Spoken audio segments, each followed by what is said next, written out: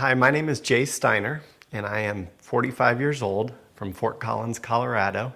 I am a long-term survivor of acute lymphoblastic leukemia, which is a mouthful, commonly known as ALL. So when I was diagnosed with ALL, I was 5 years old. I was living a normal childhood life up to that point, having lots of fun. And I do recall having an accident, just your typical park incident where I fell down and I think I hurt my leg. And we went to the doctor and they ran some tests. And coincidentally at that time, my parents referred to the doctor as saying that he didn't seem to possess the same amount of energy that he had had in the past. Because I was so young at the time, I don't really recall all the specifics to it. I just remember being a happy kid, and then all of a sudden, it wasn't like a light switch was turned on. I just knew that my energy level was diminishing. And sure enough, the test results came back with concerns about my blood counts, and I was diagnosed with leukemia at that time. And that's when the light switch was turned on. That was the game changer for me. That's when my family said, time out, we need to do what is right to cure our son. And we were referred to MD Anderson, and a whole new journey started at that point. I really didn't understand what was happening to me. I just remember being sick. It was overwhelming to me. I was probably fortunate to not really understand what cancer meant. I'm thankful for that. I just knew that it was a very serious situation. I didn't feel well. I didn't have the energy to go out and play like normal kids would. I certainly had the desire to. I just didn't have the ability to. I knew it was a very serious situation by the reaction of my parents and how they were dealing with the stress at the time in the journey. They were constantly consulting the medical teams, and just knew it was a serious situation. I remember them specifically telling me that if they could trade positions with myself, they would in a heartbeat. And I never doubted that commitment. So even though it was an unfortunate thing, it really made our already close family even closer. I was so young when I was diagnosed, but I was at MD Anderson, which is such a wonderful place I will always hold near and dear in my heart. So we moved to Houston on a permanent basis and really prepared to dig our heels in for the fight that was ahead. We didn't know what to expect, but we knew we were in the right place. So when we moved down there, initially I was actually in the hospital for several weeks, again, undergoing constant chemotherapy and radiation treatments. And then fortunately, after maybe a month and a half type of a thing, I was released from the hospital and then able to go to our new home in Houston. I was then treated as an outpatient for 3.5 years. And still at the time, I was going in on a regular basis. Initially, it was a couple times a week, and then it became once a week, just the fewer and fewer in between sessions. And I remember so dreading those appointments as they approached, but then once they were done, we would celebrate afterwards. So I was treated for ALL for 3.5 years.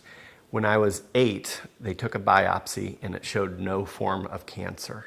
I was still monitored pretty closely for a couple more years after that. And when I was 11, I was officially declared cancer-free. And I like to think at that point there was no turning back. Actually, that's not really true. I like to think that cancer made me the person that I am today, and I often reflect on that. I was 11 and really ready to make up for lost time that I feel that I lost as a kid. I did not suffer any side effects or long-term consequences of my journey with cancer. Since I was still a kid, I made sure to make up for that lost time. I so recall playing outside until it was too dark to see with my friends. We'd be playing tag or baseball or basketball or whatever it may be. And even to this day, I still feel like I'm a big kid that loves to play as an adult. Well, I believe in the t-shirt that says life is good. To me, it's really important about finding and striking a balance in life. My number one priority is to be a good father for my children. I'm also very driven professionally and want to succeed in my career. However, I love to play. I love to travel. I love to swim, bike, and run, go on adventures. I'm actually training right now for my 4th Ironman, which I expect to complete this fall.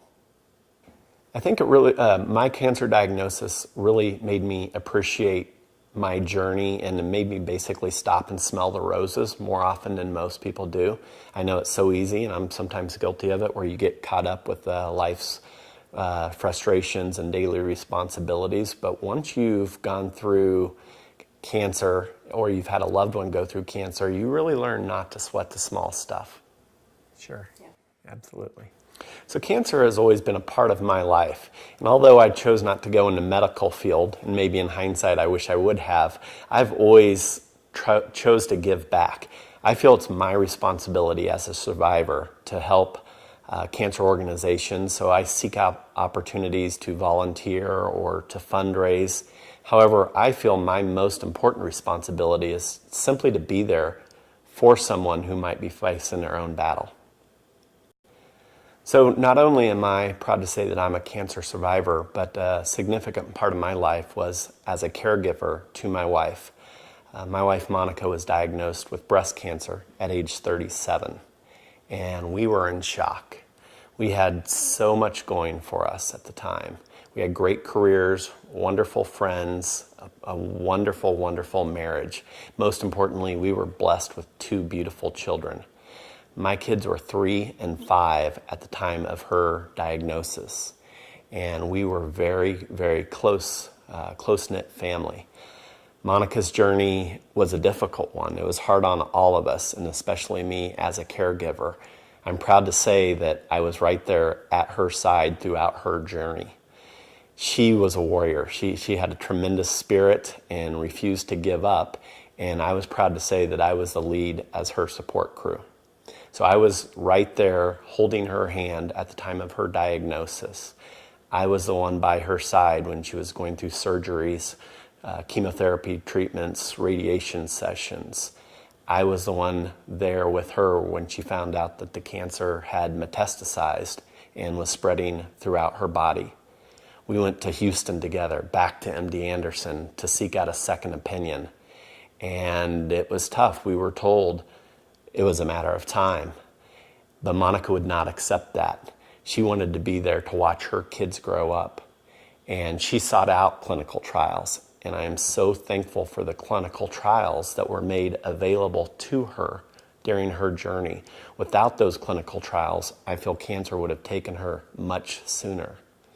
Hearing a doctor say you have 2 years to live is not something you take lightly. And we sought out those clinical trials, and she persisted through them, and she lasted several more years than was expected. So it was a very difficult journey. We never gave up hope. But as her time was approaching, it was difficult. I had to tell my kids that today was the day they were going to lose their mom. So it was quite a journey on me, and it impacted my life, but I'm thankful for everything that we had, and I'm thankful for the trials that she was a part of, and I think that we made an impact. That's why I want more funding for clinical trials, because I don't want her efforts to go in vain. Caregivers can be one of the best job responsibilities that you'll ever have. Don't take it lightly. I have so much respect for caregivers. Being a survivor and a caregiver at one point in my life, I think I have a unique perspective. So it's difficult. It is so challenging to watch someone you love go through a journey with cancer. Sometimes you don't feel like there's anything else you can do to make a difference, but it is. And sometimes it's just as simple as holding their hand as you sit in silence. Just be there for them. And also, I'd really like to add, as a caregiver, it's important that you take care of yourself. It might sound selfish, but you have to take care of yourself. Do something you enjoy. If it's just gardening or taking a walk with your dogs or your kids or exercising, take care of yourself, and that will enable you to be a better person and in turn be there for your loved one. That we normally talk about. Your teeth remind me of a song. Black and yellow, black and yellow. It is so crucial that we stay ahead of the game in the war against cancer. And I believe that that all starts with funding for clinical trials. We need to do whatever it takes for the people that are battling cancer today, but it's the researchers that are going to make the difference for you, your spouse, your children. So it's important that we fund. I am so thankful that I was in the right place at the right time when I was diagnosed with cancer. My wife was able to extend her battle for several years because of the clinical trials that she was able to get into. So let's continue to fund, because it's those researchers that are really going to make a difference. If we can fund and give them the tools that they need to do their jobs, I'm confident that the medical minds can take it from there. Funding cancer research is so important. You never know who is going to get the news. You get that phone call and it will drop you to your knees. It can be your cousin, your neighbor, your spouse, your children. It can be you. And this seems like something that we should be able to deal with better. And it all starts with funding. Clinical trials open the door for new treatments that can cure cancer.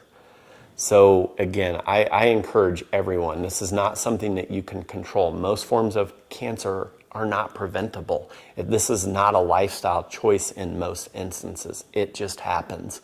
And in this day and age, we have the tools and the minds at our disposal to come up with treatments to get ahead of the game. I mean, come on, if this was your spouse, if this was your children, wouldn't you want the best for them? Let's raise money and continue to make progress and ultimately win the war. Yes. In my opinion, hope is the best four-letter word that exists. Real hope is what it is all about for somebody that is going through a cancer journey. Real hope is that person that's sitting in the infusion room as they are having chemotherapy pumped into their bodies. They're the ones that have real hope, and it inspires me to no end and I've done this many times. I've walked into infusion rooms and I see these people that you think would be, their outlook would be full of doom and gloom. However, they possess that real hope, and it's those individuals that have the strength to persist on. They want to be there for their loved ones. They're the ones that are not giving up. They're the ones that inspire me. Real hope.